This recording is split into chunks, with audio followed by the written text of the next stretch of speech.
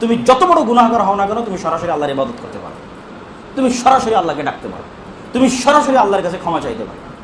এই একটা জিনিসই সব নবী রাসূল এসে মানুষকে বুঝাতে থেকেছে।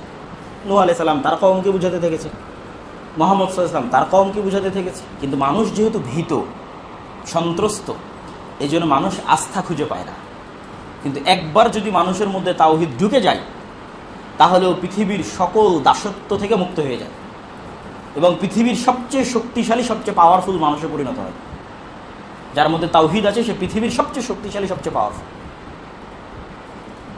কেন? তখন সে আল্লাহ ব্যতীত আর কারো দাসত্বের মধ্যে নাই, আর কারোর সামনে নত হওয়ার সিস্টেমের মধ্যে সে নাই।